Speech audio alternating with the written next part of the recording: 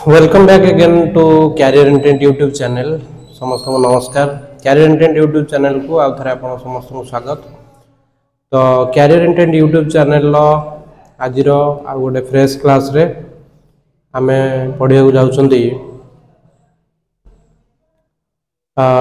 Odia grammar गोटे class आमर वाक्य पद पदर श्रेणी विभाग वाक्य कौन से व्यवहार होता पद कौन आ पदर श्रेणी विभाग पद केते प्रकार ये सब विषय आज आम डिस्कसन करवा। तापर जो पद आमर अच्छी विशेष विशेषण जहाँ सब रहा ताकू वन बाय वन आम पूरा इंडिविजुअली डिस्कसन करवा। तो आज प्रथम आम जो 5 प्रकार पद अच्छी ता विषय तो आम पर डिस्कसन करवा इंडिविजुअली। तो आम आज देखिए वाक्य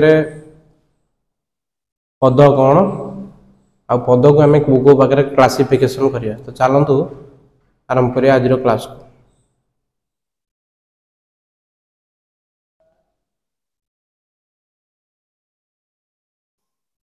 वाक्य पद आ पदर श्रेणी विभाग वाक्य कौन वाक्य क्या कहती ना वाक्य को आम जमी जानते वाक्य हूँ किसी सार्थक वर्ण बा वर्ण समष्टि को आम वाक्य बोली कही था। वाक्य क्या लेकिन होता है ना वर्ण समष्टि को लेकिन सॉरी वर्ण समष्टि वर्ण मान को लेकिन वर्ण जमी आम वर्ण विषय डिस्कसन कर सारी। वर्ण होती आम सब किए किए ना स्वर वर्ण व्यंजन वर्ण आ पुणी आम स्वर वर्ण को विभिन्न प्रकार हर्ष स्वर दीर्घ स्वर करके क्लासिफिकेशन करते। वर्ण क्या कहुए ना भाषार जो लिखित रूप अच्छी भाषार लिखित रूप को आम लिपि कही था वर्ण कही था। तो जो वर्ण बा जो लेटर रहा ओडिया रे से लेटर सब मिसिले आमर शब्द तैयारी करते किंतु से लेटर सब गोटे प्रॉपर ठीक भाव में सजाड़ी रहा दरकार। ठीक भाव में सजाड़ी न होगी जदि असजड़ा होगी रहा कौन सिस्टम रहा ना ताल शब्द कहवा ना जमीक मुझे क ठ उ कठौ है गोटे शब्द किंतु जदि कह एमती ठ उ क से अक्षर बा वर्ण मान को आम उल्टा पुल्टा कर लिखिले किंतु से कौन अर्थ प्रकाश करूनी तेणु ताको आम शब्द बोली कहले। तेणु सार्थक वर्ण बा वर्ण समष्टि को आम शब्द बा ताकू मध्य प्रातिपदिक बोली कही था। शब्द को मध्य प्रातिपदिक कही था जमती कि राम रमा गछ एसबू प्रवृत्ति किंतु से भाव प्रकाशक पूर्णांग उक्ति को वर्ण क्या कहले जानले प्रातिपदिक क्या कहले जानले भाव प्रकाश कर पूर्णांग उक्ति को वाक्य कह जाए। वाक्य कहार समाहार वाक्य होची असंख्य एक बा एकाधिक शब्द मानकर समाहार किंतु से शब्द मानकर समाहार रे गोटे अर्थ प्रकाश आउथिया दरकार। यदि अर्थ प्रकाश न पाउथो ताले हमें ताको वाक्य बोली कहवा ना। भाव प्रकाशक पूर्णांग उक्ति को वाक्य बोली कह जाए। भाव प्रकाश हो पूर्णांग होइथियो जेमति कि हमर एठी अछि छात्र छात्री माने मन लगाई पाठ पढ़िले परीक्षा कृतकार्य हेबे बोली लिखा जाए। छात्र छात्री माने मन लगाई पाठ पढ़ले कृतकार्य हेबे।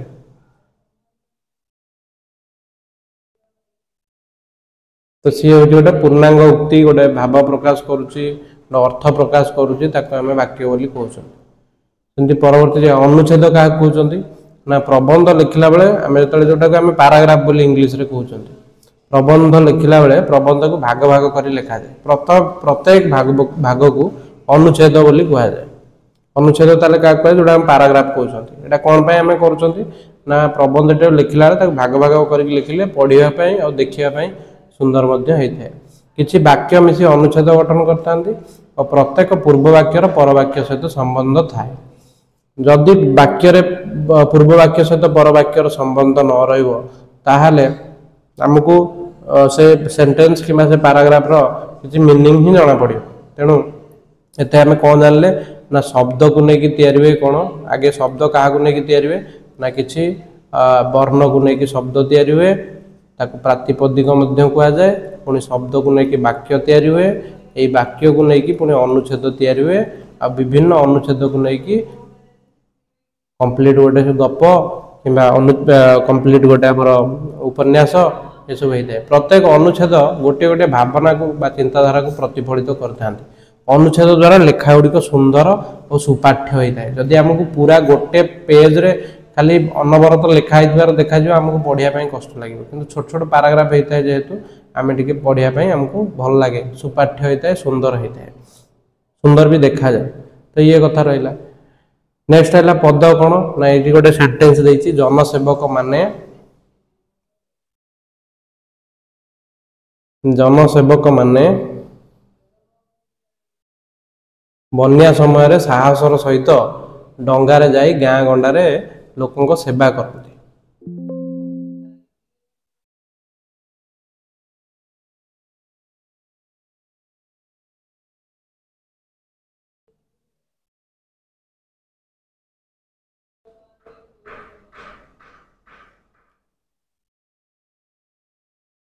तो ये जो कथाटी लिखाई जनसेवक माने बन्या समय साहस सहित डंगारे जाई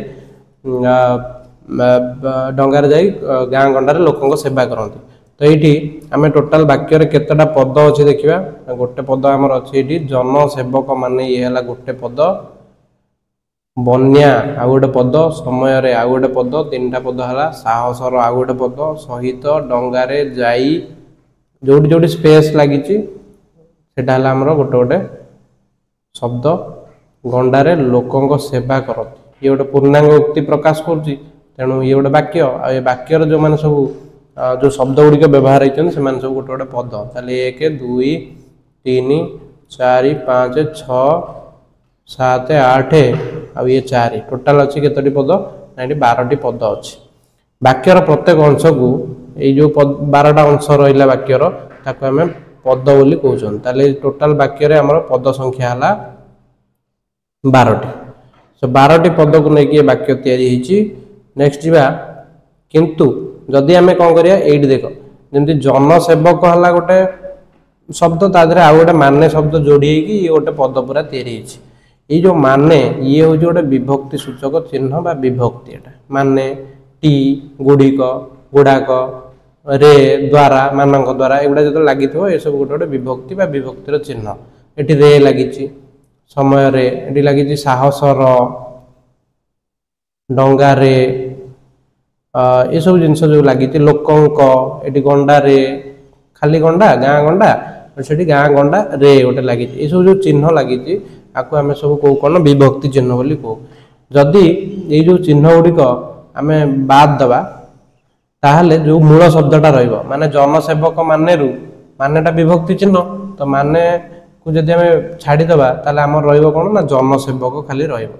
से जो जनसेवकटा रहिबो से जनसेवक को आम कौन कहबा ना प्रतिपादिक सॉरी प्रातिपादिक बोली कहबा। प्रोनाउंसिएशन ठीक रखिबो, प्रातिपादिक बोली कहबा, प्रातिपदिक। तो जोड़ा आम कोड़ा कोड़ा को ताले कहबा आम प्रातिपदिक बोली ना, जो पद सब वाक्य व्यवहृत होईची तार मूल शब्द को जनसेवकटा है मूल शब्द। ये जदि आम माने को छाड़ीदेवा मानेटा हूँ तार कौन ना मानेटा तादे लगाई जो विभक्ति चिन्ह। बन्याटा ठीक अच्छी, ये समय रे सब तो ठीक अच्छी। ये जो विभक्ति चिन्ह गुड़ा को छाड़ीदे रे र आपको सब छाड़ीदे आउ जहाँ बाहर बचब जमी जनसेवक रहा, बन्या रहा, समय रहा, साहस रहा, सहित डंगा जाई गाँ गंडा लोक सेवा करती। ये हूँ गोटे गोटे प्रातिपदिक बोली आम कहवा। यथा जनसेवक समय रेटा को छाड़ साहस डंगा ये सब शब्द प्रतिपादिक वाक्य व्यवहृत होले शब्द जो शब्द आम वाक्य व्यवहृत है वाक्य व्यवहृत होले सेटा को आम पद बोली कही था। प्रातिपदिक वाक्य व्यवहार होले पद बोली कह जाए, शब्द वाक्य व्यवहृत होले पद बोली कह जाए। ये रहा। नेक्स्ट आस पद, पद केमती तैयारी होता है बा पद आमर केमती तैयारी हुए। पद उपरोक्त वाक्य रे जाई करंती दुटा क्रियापद मूल शब्द नुहंती। केमती तैयारी होती सब पद गुड़ा ना मूल शब्द रे किसी धातु प्रत्यय शब्द सहित धातु को आमर जोग है जाकि शब्द तैयारी हुए। क्रिया गुड़ा जनरली क्रिया गुड़ा आमर धातु सहित प्रत्यय जोग हो क्रियापद तैयारी होता है। जमती कि आमर ये क्रियापद दुईटा मूल शब्द नुहे कौटा जो आमर रहा जाई जाई करंती ये दुटा मूल शब्द नुहंती मूल शब्द तांकर कोन ना जाईटा जा धातु तैयारी होइछि जा आ करंतीटा कर धातु तैयारी होइछि संस्कृत रे एटा क्रू धातु होइଥାଏ तो एटु तैयारी होइछि शब्द आ धातु को प्रकृति बोली कहा जाए शब्द आ धातु शब्द सहित धातु मिसिले जाई कि कोन हुए प्रतिपदिक हुए ताको हमें प्रकृति बोली कहू शब्द आ धातु पर व्यवहृत चिन्ह को विभक्ति बोली कहा जाए जोटा मैं आगे कही शब्द बा धातु पर जो आम व्यवहार हुए जमती कि माने रे र ये सब गुड़ा आम विभक्ति चिन्ह बोली कही था विभक्ति युक्त शब्द और धातु को मध्य पद कहते टोटाल टाक आम पद बोली कहले जनसेवक है आम प्रातिपदिक तादे ताले आम कौन हो जनसेवक मान जो आ गोटे सेन्टेन्स आम एग्जांपल नहीं जावा सपोज मोटे सेन्टेन्स लिखुची ये सेन्टेन्सटा हूँ से जो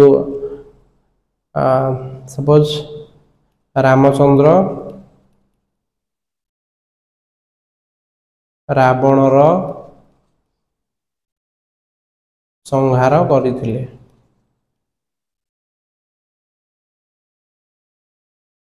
तो ये रामचंद्र रावण ये रावण लगी एटा विभक्तिटा आ रावण हूँ गोटे कौन ना प्रतिपदिक प्रातिपदिक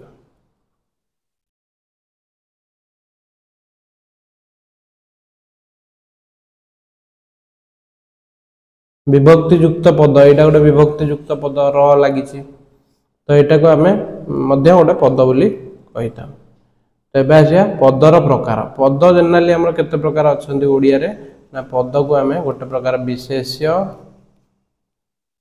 विशेषण सर्वनाम अव्यय क्रिया ये आम कौन कर पांच भाग आम विभक्त कर आगे ता विषय आम थोड़ा थोड़ा डिस्कसन करनवा विशेष्य क्या कहते ना विशेष्य हूँ कौन सी गोटे विशेष्य कौन सी डिटेल आम पढ़िया पुणी विशेष्य केते प्रकार अच्छी तो विशेष्य को जेनेराली आम कौन कहता विशेष्य कौन सी नाम जहाँकि वस्तु रही पारे व्यक्ति रही पारे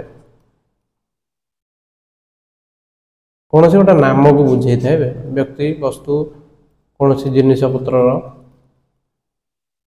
तो आम ताकू विशेष्य बोली कही था विशेष्य पर आसे विशेषण जे कि विशेष्य विषय रे किछि कही था ता गुण किंबा धर्म किंबा संख्या ए विषय रे कही था ताकू आम विशेषण बोली कही था जेमति कि राम गोटे भल पिला भल क्या विषय कहूँ राम विषय कथा कहूँ तो राम होउचंदी सेंटेंस रो विशेष्य और राम विषय जे कहउचंदी से होउचंदी भल राम विषय जो शब्दटी कहूँ से हूँ भल तेणु भल हूँ आम विशेषण विशेषण पर आम आसो किए ना सर्वनाम आसो सर्वनाम कौन ना सर्वनाम हूँ जी विशेष्य पद परिवर्तन व्यवहार हुए ताको आम सर्वनाम बोली कहू जमी राम गोटे भल पिला सेकेंड सेंटेंस मुझे लिखी से प्रतिदिन विद्यालय को जाए से प्रतिदिन विद्यालय को जाए ताले सेटा ये जो लगिला ये क्या बदल लगी ना ये राम बदल लगी तो राम बदल जेहेतु ये लगिला ये होगा आमर राम गोटे विशेष्य पद तो विशेष्य पद बदल जहाँ व्यवहार हम ताकू आम सर्वनाम बोली कहवा सर्वनाम पर आसो किए ना अव्यय पद जार कि परिवर्तन हुए ना अव्यय माने न व्यय अव्यय सेंटेंस रे जार कि परिवर्तन हुए ना राम श्याम दुहे भल पिला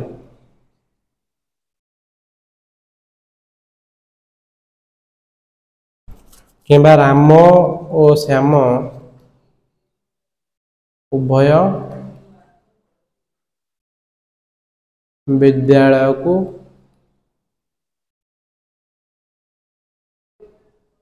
गले एठी जदि आम राम खाली नबा ताले एठी गले बदले राम गला बोली हो किंतु ये जो ओ लगी ये आर परिवर्तन हेब ना अव्यय विषय पढ़ला बेले आम आ विषय भल कि डिस्कसन करवा जे अव्यय एक्चुअली कौन है जार कि वाक्य परिवर्तन हुए ना ताको आम अव्यय कहीदेव अव्यय अनेक प्रकार अच्छी विषय भी पढ़ा आम अव्यय पर आसो क्रिया जे कि वाक्य बहुत इंपोर्टेंट रोल प्ले करे इंपोर्टेंट थाए क्रिया तो क्रिया हूँ आमर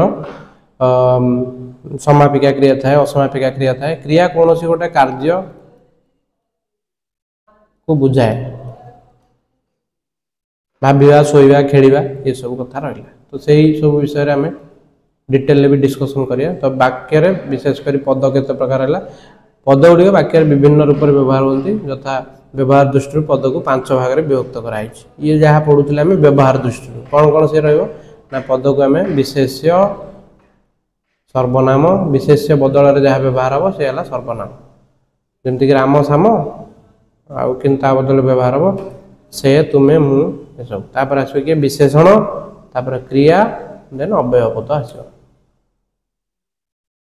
तो ये थिला हमर छोटिया गोटे इंट्रोडक्शन छोटिया क्लास गोटे जो आम पद केते प्रकार ता विषय डिस्कसन कले आम जो परवर्ती क्लास आर से आम पूरा डिस्कसन करवा विशेष्य उपर डिस्कसन करवा विशेष्य कौन आउ केते प्रकार धीरे धीरे आम विशेष्य पर विशेषण सर्वनाम अव्यय क्रिया आपको सब डिस्कसन करवा आज यही छोटिया क्लासटा निश्चित भाव में भावुची आशा करुँच आप समस्त भल लगी पद केते प्रकार आप ओडिया जाना पाइबे इंग्लीश रे किंतु से जो पद विषय कथा होचंती ओडिया रे आमे पढ़िले कोन ना पद होची हमर ओडिया रे 5 प्रकार जोटा कि आमे पार्ट ऑफ स्पीच बोली इंग्लीश रे पढू किंतु सेठी आमे 8 प्रकार पढी थाउ जोटा आमे नाउन प्रोनाउन एडजेक्टिव एडवर्ब ये सब विषय आमे इंग्लिश क्लास रे भी डिस्कशन करिवे तो आज रो क्लास को आमे एठी वाइंड अप करिवा समस्त को धन्यवाद जदि क्लास टी निश्चित भाव में भल लगी ताले वीडियो टी को लाइक शेयर और सब्सक्राइब करूँ धन्यवाद।